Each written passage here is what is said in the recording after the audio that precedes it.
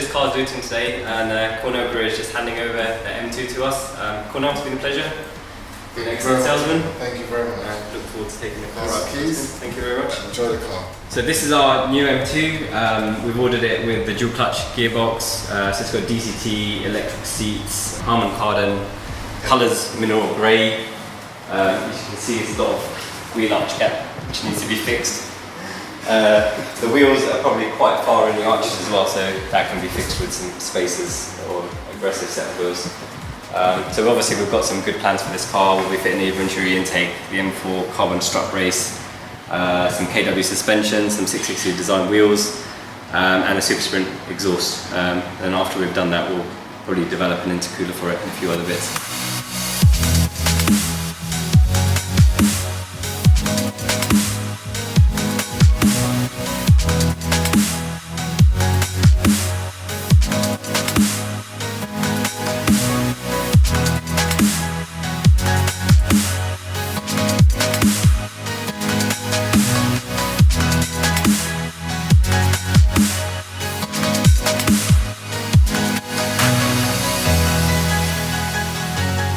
So with the M2 there's no choice of interior, so every car has the black leather with the blue stitching. You can see the blue stitching on the mats as well. There's Alcantara on the door cards, again with the blue stitching. Realistically what they should have done is put the Alcantara on the dash as well with the blue stitching to finish it off like they did with the 1M with the Valencia orange stitching, but I think we'll probably get that done afterwards. And it's got a matte carbon finish on the trims as well.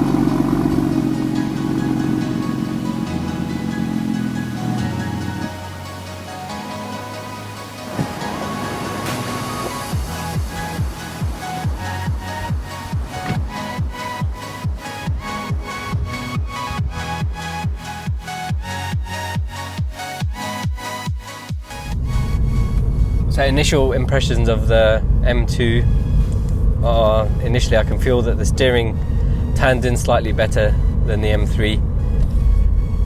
The gearbox is obviously the same, so it's the same great DCT gearbox. Shifting's very smooth, very fast. Obviously I can't accelerate the car until we've run it in, so I can give some more feedback on the acceleration and throttle feel a bit later on. The brakes are also borrowed from the M3 and M4, so for this smaller chassis and slightly less weight, they're going to be very good. We're still bedding them in as well, so I'll give some more feedback on that later. Usually M cars are quite muted, but this is probably the best sounding stock M car that I've ever owned. In sport mode especially, the pops and bangs are very pronounced on the overrun. It gives the car a bit of character, which I really like.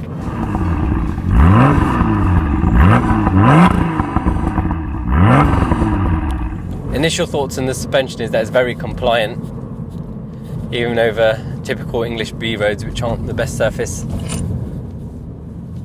Especially since the M2 has quite a short wheelbase, well, especially shorter than the M3.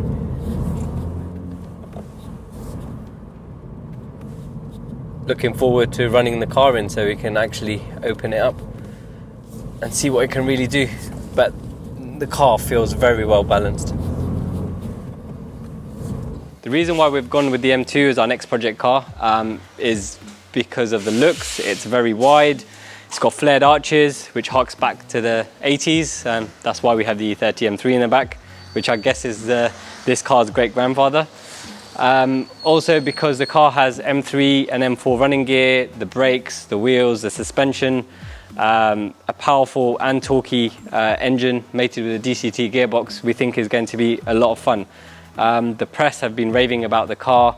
There's a lot of demand for the car. We were lucky to have our deposit down on the car probably a year ago, so we've been waiting a long time for it. Having owned every M3 from the E30 upwards, we're genuinely excited about this car because we believe that it is the spiritual successor to the E30 M3, to the E46 M3, because of the proportions, and obviously the new M3s and M4s have been getting bigger every single generation, so they've almost become a different car. I mean, that's not to take anything away from them. They are fantastic cars, and we do have one ourselves. But we think that for pure fun value, this will be better than the M3 and M4. So the 1M was a very important car for Evolve. We developed a tuning package for that entailed every single product made specifically for us. So we had an Evolve intercooler, Evolve downpipes, and Evolve exhaust, and the tune as well. So that car was very important for Evolve in terms of getting us on the map on an international stage, because the car was quite rare and we did a lot of those tuning packages for people on almost every continent. So we are hoping that the M2 will basically carry on in the same vein, and it will be as popular as the 1M was in terms of tuning. As far as our plans for the car go, we pretty much will be taking care of everything. So we'll start with the Eventuri intake, we'll fit the M4 strut brace, we have a carbon body kit coming for the car, some KW suspension, some wheels, and a Super Sprint exhaust.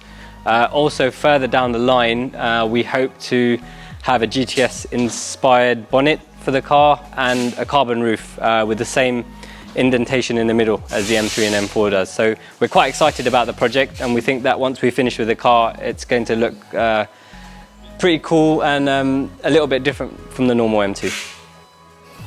One of the first mods we will be doing to the M2 is to fit an Eventuri intake. If you guys didn't know, I'm also the co-founder of Eventuri.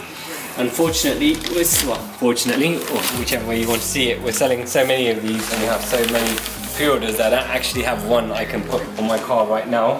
So I have to join the queue like everyone else. But we're just going to show you the intake to give you an idea of what it looks like. So that's the MAF tube. You can see the quality of the carbon fibre is up there with anything else. It's 100% pre-preg as well, so we're not using any overlay carbon fibre on our kits to keep the quality high and the weave consistent. So that's the part that goes over there and fits from the Eventuri housing into the stock pipe.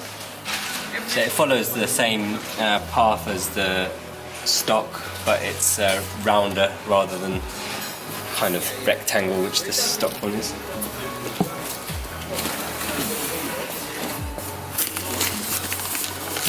This is the housing, which also contains the filter.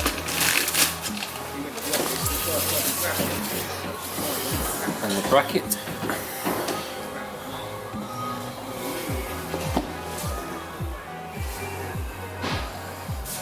You can see each intake is individually serial numbered. Again, it's pre-preg, and we've even got little details like inside the filter. Brackets are very high quality, the fittings are like OEM, so they fit into the rubber location that the stock airbox has.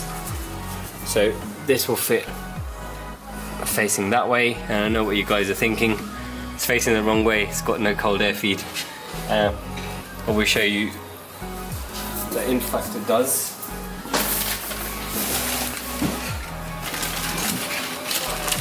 So this is the heat shield that fits around the bottom part of the airbox.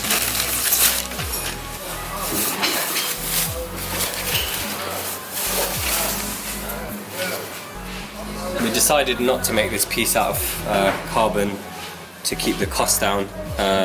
As you can see, it's still very high quality. So that sits like so, and it fits to the factory cold air feed, which is where the car gets its cold air from, and literally it saturates the area in front of the airbox, so the airbox does get very close to ambient intake temperatures. And the final part of the jigsaw is the front air scoop, which fits inside the kidney grill, which directs even more cold air to feed that I was showing you, and then in front of the airbox. So again, pre-preg carbon fibre, smooth shape to allow maximum airflow to go through, and that clips on to the rail there just in front of the radiator.